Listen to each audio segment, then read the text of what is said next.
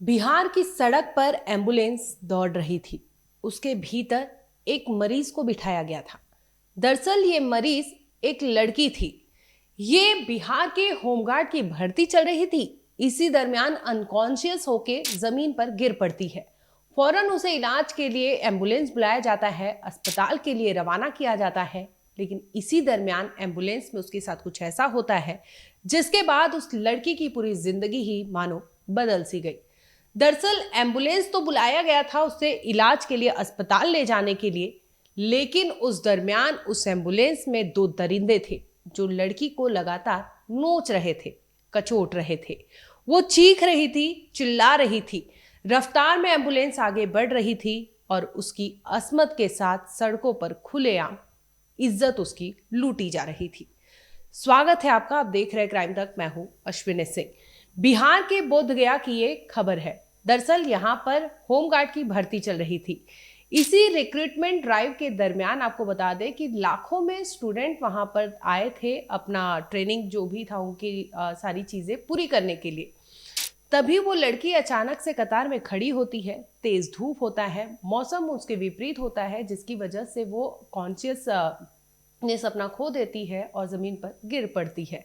उसकी हालत खराब देखते हुए फौरन उसे वहां खड़ी एम्बुलेंस में बिठाया जाता है और अस्पताल के लिए रवाना कर दिया जाता है। लेकिन लड़की की किस्मत उसे कहीं और ले जाने वाली थी और इस दरमियान लड़की के साथ उस एम्बुलेंस में दो हैवान बैठे होते हैं। एक तो खुद एम्बुलेंस ड्राइवर होता है और उसके साथ ही वहां पर टेक्नीशियन उस एम्बुलेंस में मौजूद था।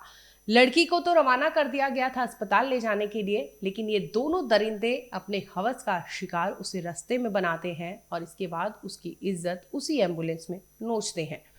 वहां पर ये सब कांड होता है और लड़की को इसके बाद अस्पताल ले जाया जाता है, जहां पर उसे इलाज के लिए रखा जाता है।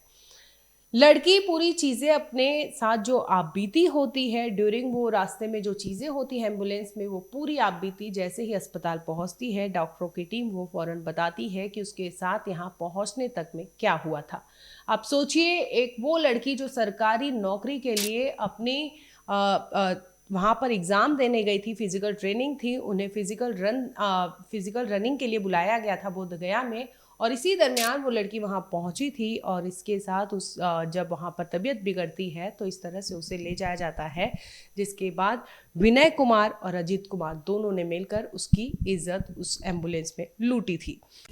25 तारीख को बोधगया BMP 17 के परिसर में होमगार्ड बहाली में महिला अभ्यर्थियों की दौड़ थी और उसी क्रम में एक महिला अभ्यर्थी जो है मूर्छित होकर के गिर गई और काफ़ी प्रयास किया गया उसको वहीं पर रिकवर करने का, लेकिन बाद में उपस्थित व्यक्तियों ने उसे हॉस्पिटल ले जाने के लिए कहा और पुलिसकर्मियों और अन्य उपस्थित व्यक्तियों के सहयोग से उसे एम्बुलेंस में भेज करके और NMCH भेजा गया। बाद में लगभग 2:30 बजे महिला अभ्यर्थी ने यह आरोप लगाया कि एम्बुलेंस में जो कर्मी थे उनके द्वारा उसके साथ दुर्व्यवहार और दुष्कर्म किया गया है और इस सूचना को प्राप्त होते ही हमने तुरंत अविलंब कार्रवाई की और उसका चिकित्सकीय परीक्षण प्राप्त किया और संदेह के आधार पर जो एम्बुलेंस कर्मी थी और ड्राइवर था, जो टेक्नीशियन और ड्राइवर दोनों को डिटेन किया गया, उससे पूछताछ की गई। उसका जवाब संतोषजनक नहीं पाया गया है और महिला अभ्यर्थी ने उसकी पहचान भी की है और सभी एस्पेक्ट पर हम लोग विस्तृत जांच पड़ताल करके अग्रतर कार्रवाई कर रहे हैं। सर, जब महिला एम्बुलेंस में जा रही थी तो महिला स्टाफ भी थी, महिला आरक्षी का ड्यूटी जो है वो ग्राउंड पर था और ये मेडिकल विभाग से वहाँ चूँकि उसके परिजन को भी उसमें काफ़ी पुकारा गया और जनरली सभी अभ्यर्थी के परिजन गेट पर रहते हैं, लेकिन महिला की स्थिति ठीक नहीं थी, इसलिए अविलंब जो है उसको चिकित्सा को देखते हुए और 20 मिनट की अवधि में ही एम्बुलेंस जो है गेट से लेकर हॉस्पिटल पहुंच गई है, लगभग 18 से 20 मिनट के बीच में। इसी बीच में उसके साथ जो घटना घटी है उसको हम लोग हर एंगल पर CCTV के माध्यम से या अन्य भी पहलू से उसकी छानबीन कर रहे हैं। गिरफ्तार 2 व्यक्तियों, जो एम्बुलेंस चालक और जो टेक्नीशियन जो महिला को लेकर गया था, उसकी गिरफ्तारी की गई है और अन्य अगर कोई शामिल हैं या अन्य भी पहलू हैं तो उसकी छानबीन हम लोग कर रहे हैं। आपको बता दें कि जुलाई 24 को ये रिक्रूटमेंट भर्ती का जो ड्राइव था यानी होमगार्ड का, इसके लिए वहां पर तैयारियां चल रही थी। रनिंग के लिए स्टूडेंट्स को बुलाया गया था। इसी दिन की ये वारदात होती है, जिसके बाद ये बता दें कि फ्राइडे यानी 26 जुलाई को जो 2 आरोपी है, लड़की ने बकायदा अपना बयान दिया, जिसके बाद पुलिस वहां आती है और पुलिस के सामने लड़की अपना स्टेटमेंट रिकॉर्ड करवाती है और पुलिस ने उसका इसके मेडिकल एग्जामिनेशन के लिए उसे डॉक्टरों की टीम को उसे बोला गया कि मेडिकल कराया जाए ताकि पता चल सके कि लड़की के साथ क्या कुछ हुआ था। उसे वेरीफाई करने के लिए तमाम चीज़ें होती है और आखिरकार खुलासा होता है कि उस लड़की के साथ 2 लोगों ने मिलकर इस तरह से बारी बारी से उस एम्बुलेंस में रेप किया था।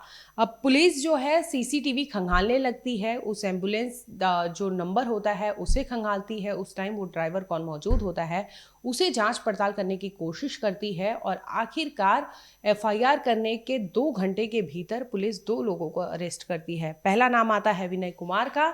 विनय कुमार जो है वो एम्बुलेंस ड्राइवर था, उसी एम्बुलेंस का जिसमें वो लड़की मौजूद थी और जिसके साथ इस तरह से भयावह कांड को अंजाम दिया गया था। विनय कुमार रहने वाला बिहार के उटरन विलेज का बताया जा रहा है। ये कोंच पुलिस स्टेशन के इर्द गिर्द ये इलाका बताया जा रहा है और गया डिस्ट्रिक्ट में आता है। दूसरी ओर अजीत कुमार को भी अरेस्ट कर लिया गया है। 2 घंटे के भीतर इन दोनों की गिरफ्तारी हुई है। अजीत वही है जो टेक्नीशियन था और उस टाइम उस एम्बुलेंस में मौजूद था और ये रहने वाला बिहार के चंदपुर विलेज का बताया जा रहा है।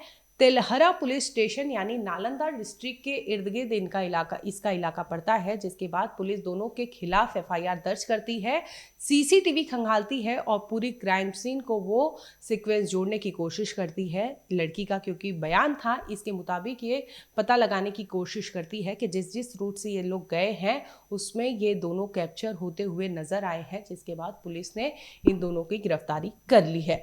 अब आप सोचिए कि एक होनहार लड़की जो सरकारी अफसर बनने की अपनी सपना पूरा करना था और इस दरमियान वो फिजिकल ट्रेनिंग के लिए वहां गई थी और अनकॉन्शियस होके वो ज़मीन पर पड़ती है और इस तरह से वहां पर 2 भेड़िए ताक में बैठे रहते हैं। उसे इलाज करने के लिए अस्पताल ले जाने की बजाय रास्ते में उसकी इज्जत लूटते हैं। इसके बाद उसे अस्पताल में फेंक देते हैं और वहां से खुद फरार हो जाते हैं।